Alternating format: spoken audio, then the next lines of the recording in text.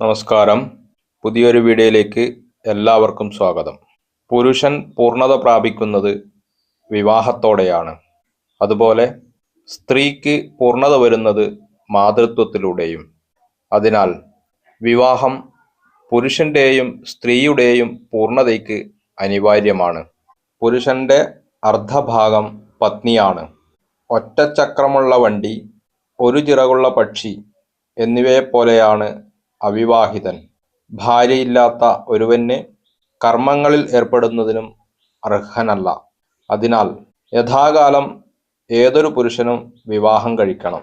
പത്നീ പരിഗ്രഹണം കൊണ്ട് ധർമ്മമെന്ന പുരുഷാർത്ഥവും അതിലൂടെ അർത്ഥവും അതിലൂടെ കാമവും കൈവരും.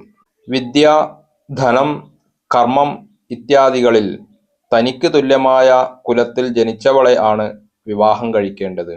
അവൾ ചേരുന്നവളും ധർമ്മവിഷയങ്ങളിൽ തന്നോട് സഹകരിക്കുന്നവളും ആയിരിക്കണം. വിവാഹബന്ധം 3 വിധത്തിൽ ആണുള്ളത്. തന്നിൽ തുല്യരുമായി ഉള്ളത് ഉത്തമവും, തന്നിൽ ഉയർന്നവരോടുള്ള വിവാഹം മധ്യമവും, താഴ്ന്നവരുമായിട്ടുള്ളത് അധമവുമാണ്.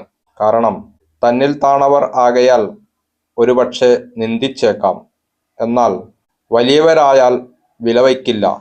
അതിനാൽ തുല്യരുമായുള്ള വിവാഹബന്ധം തന്നെ എപ്പോഴും ഉത്തമം. സജ്ജനങ്ങളുടെ അഭിപ്രായത്തിൽ സ്വജാതി ബന്ധം തന്നെ അഭികാമ്യം. ഏത് നിലയിൽ വീക്ഷിച്ചാലും സമത്വമാണ് വിവാഹബന്ധത്തിന്റെ മാനദണ്ഡവും.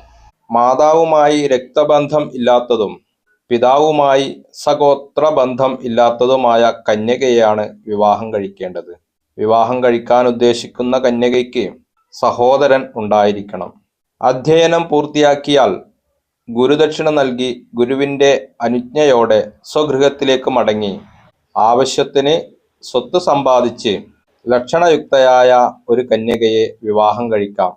വിദ്യാസമ്പാദനത്തിന് ശേഷം ഗൃഹസ്ഥ ജീവിതം നയിക്കാൻ ആവശ്യമായ ധനം പുരുഷൻ സമ്പാദിക്കണം.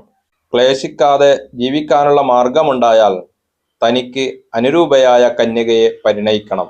ഇതാണ് വിവാഹത്തിനായി പൊതുവെ കണ്ടിരുന്ന കാഴ്ചപ്പാട്. പുരാതന ഭാരതത്തിൽ ഗൃഹസ്ഥ ജീവിതം തുടരുന്നതിനു മുൻപേ സമ്പത്തുണ്ടാകണമെന്ന് പറയുന്നതിന് ചില വ്യക്തമായ കാരണങ്ങളും ഉണ്ട്. ഒരു ദരിദ്രന് ഗൃഹസ്ഥാശ്രമം നരകമാണ്.